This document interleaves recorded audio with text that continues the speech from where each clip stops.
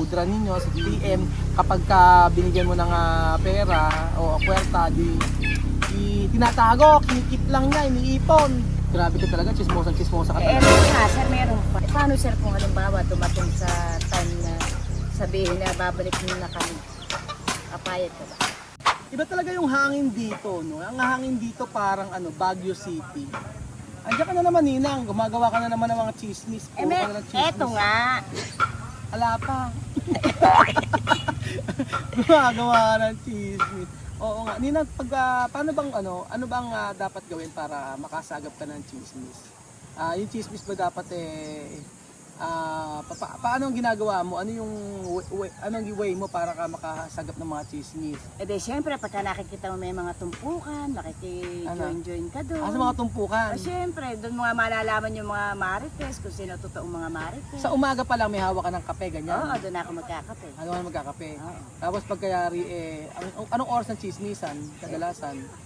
E di, mga 7, ganyan. Alas 7 Mga na. nangakalabas na nun yung mga marites, no? Hanggat nagkakapihan. Oo. Kasi masarap magkapihan ng mga tumpukan. Kwentuhan. ganun. Oo. Sino madalas yung pag-usapan? Si Madam tsaka si Alvin. Kung sino-sino. Pero usong-uso nga kasi yan sa probinsya, tutumpukan eh, no? Eto nga, sir. Minsan makikita ko sa mga sa mga kanto-kanto, yung nagwawalis. Kagaya ni Aling Meris before, nanay ko, walis ng walis. Yung walis niya, ikinakalat, tapos ibabalik uli para Hindi agad makapasok Oo, at hindi makakita ng mga oo. chismis. Tapos natatapos na alas 10 na umaga na. Lutuan na naman nun. Lutuan na naman nun. Ganun yata talaga sa probinsya. No? Pero hindi mawawala yung mga marites-marites. Kaya nga, pinag-uusapang buhay ng buhay. Kaya nga, parang ikaw ngayon, ano ba? Abay, inaya ako ni Nina. Sabi mo sa akin kanina, Nina, halika mag-vlog tayo, mag-content tayo. Tatanungin kita. Alam ko na, nanonood kasi ng vlog to eh. Pero marami nga ako naririnig, sir. Oo, Kaya kailangan ma-confirm mo Oo. na yung mga marites, para malinawan yung mga marites kung anong nasa sa loob mo. Mga chismosa. Mga chismosa mga marites. Ano, naghanda ka pa ng mga katanungan. Abe, syempre, para malinawan yung mga marites dyan. Sige, simulan mo na. Ano ba yung mga tanong mo Simulan ko dyan? ngayon, sir. Oo, Kamusta naman ang pakiramdam mo mula nang umalis sila? Ganyan ka na agad. Yung agad ang tanong mo? Abe, syempre, marites nga eh. Kumusta na agad ang pakiramdam, ano? Kamusta pakiramdam mo simula nung maalis sila? Nung umalis sila? Nung umalis sila, kumusta pakiramdam ko? Nung una syempre ako hindi pa nakaka-adjust dahil matagal kong nakasama. Oo, gano'n. Nung time na umalis sila, ilang araw talaga yun na bumabalik din ako pupunta ako minsan sa bahay nila na ako'y malungkot na malungkot. Tapos nung umalis sila, syempre si Sophie hinahanap-hanap ko. Kahit si Chuchen hinahanap si Sophie. Matagal kasing nagkasama. Matagal nagkasama, hindi mo na maiaalis sa... maiaalis. Oo, kaya sabihin mo na hindi ko totoong pamilya yan. Kapag nagkaroon ka ng attachment, nag-invest ka ng feeling sa mga yan, hindi ka naman bato, di ba? Siyempre. Kung makatanong ka namang Nina, talagang chismosa. Marami akong tanong sa iyo, sir, para malinawan ng mga marites. Isang tanong pa lang yan. Isang tanong pa lang yun. O sige, ano yung susunod? Kaya humanda ka. Oo, ano? Naman ang pagbabago sa'yo after ng pag-alis nila. Pagbabago sa akin, nung umalis sila? Pag-alis nila.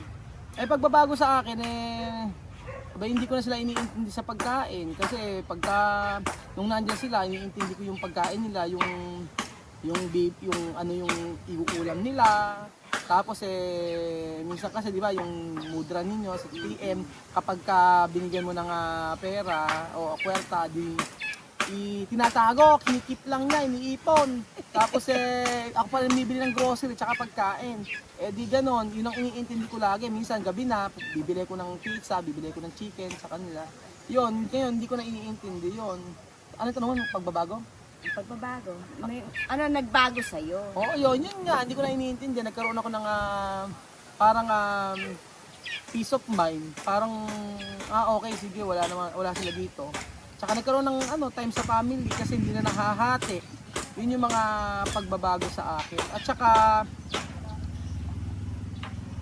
yung hindi na ako nag-aapurang umuwi. Kasi minsan nagmamadali. Naalala mo pa. Oo, minsan nag-aapura akong umuwi, nagmamadali akong umuwi para lang syempre magkaroon ng time sa mga bata. Tapos makamusta din, ganyan. Tsaka hindi na ako nagwo-worry ngayon kung ano man. Kasi minsan pag kami sakit yung bata, di ba? Minsan, di ba, bibili ko ng gamot, ganyan. Nag-aalala ka kasi obligasyon mo eh. Ngayon hindi na. Grabe ka talaga, chismosa ka Eto talaga. pa nga sir, meron pa. Ano na naman ba yan? Maraming nagsasabi, pinupukol sa'yo na mali daw yung sinabi mo sa mga tao. Yung totoong about KTM. Yung mali daw yung sinasabi ko sa mga tao Oo. na about kay Yung pinupukol sa'yo na mali Eh, daw yung yung- sinasabi mo. yung mga sinasabi ko naman sa kay Mudra sa social media, yun naman yung nangyayari kasi ang hirap naman na ililihim ko sa inyo yung mga nangyayari. Kagaya niyan, ipipilter mo, tapos pagkayari, sa huli, ikaw ang mapapahamak. For example, nung nagpunta kami ng Boracay, kung hindi ko sasabihin sa inyo na ayaw na sumama, sisisihin nyo ako, sasabihin nyo, sabi nyo yung pamilya, kagaya na wala comment, yung pamilya ni Rowel na nagpapakasasa nagpapakasaya sa paglilibo, tapos yung pamilya na nagbibigay sa kanila ng pera, ng income, nasa bahay lang. Yun, may mga ganun nagsasabi sa akin, di ba? Kaya nga maraming marites. Oo, kaya maraming mga chismosa Kaya mainam yung malinawan sila. Kaya may malinawan sila. Ganun din, mas mainam na rin yung alam niyo talaga yung nangyayari sa amin dito. Kaya nga, di ba, simula pa lang, wala naman akong pinipilter sa inyo. Lahat naman sinasabi ko sa inyo kung ano yung mga nangyayari. Kasi part yun ang buhay na namin. Ang buhay na namin ay nasa social media na kami. Alam na at hayag na sa lahat yung ano yung buhay namin. Buhay din ni Mudra ninyo nung siya may nagkaroon ng problema sa family niya. Alam din natin lahat yun, di ba? O hindi ko sinabi yun. Nagkaiba lang yung nasa Pilipinas na sila kung ano yung mga ginagawa nila dito sa Pilipinas. Ang ano nga, masaya ka ba na wala na sila dito? Masaya ako na wala na sila dito. Mm-mm. Hindi, syempre, hindi ako masaya. Kasi syempre yung pangako ko na pag-aaralin ko hanggang college yan wala na, hindi ko na naituloy. Kaya hindi ako masaya. Pero may peace of mind ako. Yun, masaya ako dahil, hindi ako masaya dahil gusto ko sila mapag-aral. Kaso wala nang chance. Kasi nga, syempre yung nanay, inuwi na sila. Sayang kami pag-aaral. Sayang yung pag-aaral, di ba? Kung ikaw nga, Ikaw na magulang, gusto mo makatapos mo. oo, ikaw, di ba, yung dalawang anak mo, yung isa graduate na, isa nasa abroad, yung isa naman nagpupulis, o iniraraos mo yun, di ba? Siyempre. Bilang isang magulang, Isang ikaw wala kang trabaho, pero nakita mo naman. Ano yung mga ginawa mo dati? Sabi mo, Dati nagtitinda. nagtitinda ako, namasukan ako para lang makapag-aral. Oo. Yung mga anak ko, namasukan ako. Di ba lahat tayo mga Labandera ka. di ba tayo mga magulang, gusto natin na Yun lang ang maibibigay natin sa anak natin na kumbaga kaya natin magsakripisyo para sa mga anak natin. Yun sila, naka ano na sa kanila, ibibigay na lang. Ano na sila, kakain na lang sila. dadamputin na lang nila. Dadamputin na lang nila, ano pa problema, di ba? Yun lang. Sino namimiss mo naman sa kanila? Sir? Namimiss ko sa kanila. Mga bata, hindi sila, yung mga bata, lahat ng mga bata namimiss ko syempre. Kasi alam mo yung pagka lumiliwat, saka pag nasa bahay, minsan kasi kahit na sabihin mo na makukulit, ganyan, mamimiss mo din kasi matagal mo nakasama. Kaya tinuring mo na nga sir ng mga anak. Tinuring ko na anak, hindi kagaya na halimbawa yung parang wala akong pakialam sa kanila. Yun yung sinasabi sa akin din na sabing ganun nga nung nanay, sabi nga ganun na yung mga parang wala din nga daw akong love sa mga bata, parang gano'n. Yung late lang nung hindi na ako nagpupunta sa kanila. Parang dapat lagi ako may oras, ganyan. Syempre di naman naiintindihan. Ngayon may sa construction, di ba? Busy lagi. Oo, pero namimiss ko yung mga bata. Syempre lalo na kapag kumakain, lalo na kapag naglalaro, tapos pinapasyal mo sila. Saka yung pagdating mo, merong Sasalubong. sa'yo. Yun nga, yun ang Tawagin kang tatay. Oo, tawagin ka tatay, di ba? Yun ang nakakamiss sa kanila. Paano sir kung halimbawa dumating sa time na sabihin na babalik mo na kami? Papayag ka ba? Sa ngayon, sabi babalik, hindi muna. Ano muna nila yung yung i-enjoy muna nilang yung Africa. Enjoy muna nila yung bansa nila. Sa ngayon, hindi pa muna kasi maraming nagastos kasi sa pag-uwi nila. Hindi naman biro yung nagastos. Oo, kung sasabihin na, pag sinabing gano'n na babalik na sila, sabihin ko muna na sa ngayong taon, wag muna. Hayaan na muna na mag-enjoy sila. Tsaka tapusin muna nilang yung isang tapusin. Kasi syempre, pagka pagka bumalik sila dito, dapat buo na yung loob niya na hindi yung po pwedeng pag tinoyo siya diba? Pag tinoyo siya, Tinoyo pag tinoyo siya sasabihan ka ng mga uwi na ako. Hindi pwedeng ganun. Dapat maisip niya na yung ginagastos sa pamasahe, mahal hindi yun. naman ano yung pamasahe nila. Diba tayo Hindi naman biro yung pamasahe nila. Diba tayo mga Pilipino, makikita mo na yung kung ipamamasahe lang, perang-pera, diba? Kumbaga parang sayang. Sayang yung pera nila. Tapos yung magbabalik na naman sila sa umpisa kasi nag-aral na sila tapos hindi na naman sila mag-aaral. Magpapaiba na naman ng Bago-bago na naman. bago na naman. Oo, di ba ganun ba kadali? Pagka bumalik sila dito, milyon na naman yung uubusin sa pamasahe. Hindi ganun kadali. Ano lang mensahe mo kay Chamami? Gusto. Chismosa talaga. Pero siyempre, para malinawan ng mga marites kung ano ang nasa sa loob mo, di ba? Maganda pala magtanong si Nina, chismosang siyempre. chismosa. Dapat pala sa susunod na magtatanong naman sa akin, yung videographer natin, si Awe naman na magtatanong. Tingnan natin, sige. Ano tanong mo? Ano naman ang mensahe mo kay Chamami ngayon? Mensahe. Yes. Nako, mensahe ko sa kanya. Sige, ispanyolin ko muna para maintindihan niya. Sige. No, esto mensaje para Chamame. Chamame, mucho tiempo yo no hablar contigo.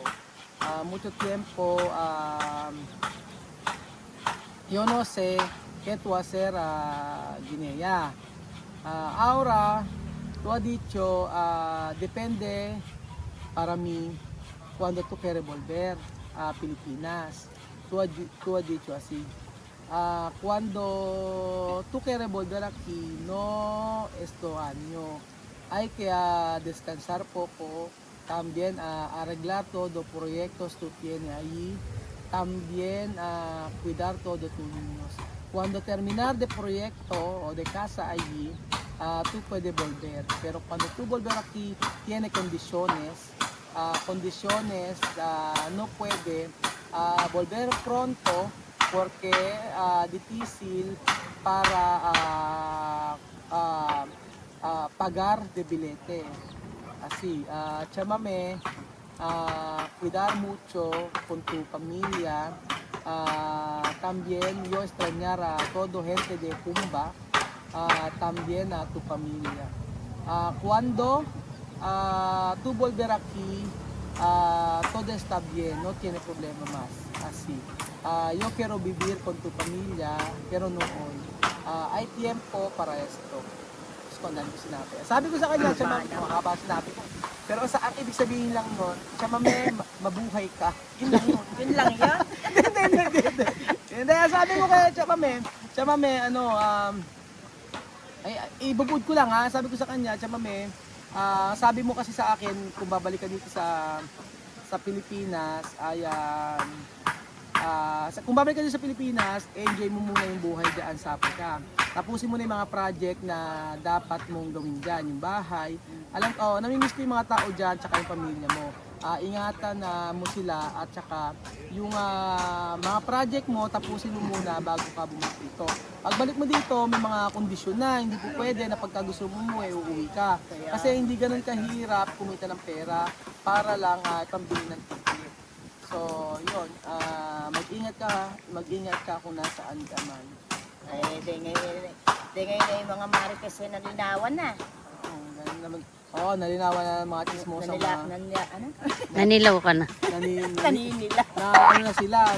Unawaan na nila. Unawaan na nila kung bakit. Ang galing mo pala magtanong, Nina. Abi, siyempre, marites nga. Kaya kahit chismosan pala ka talaga si Nina.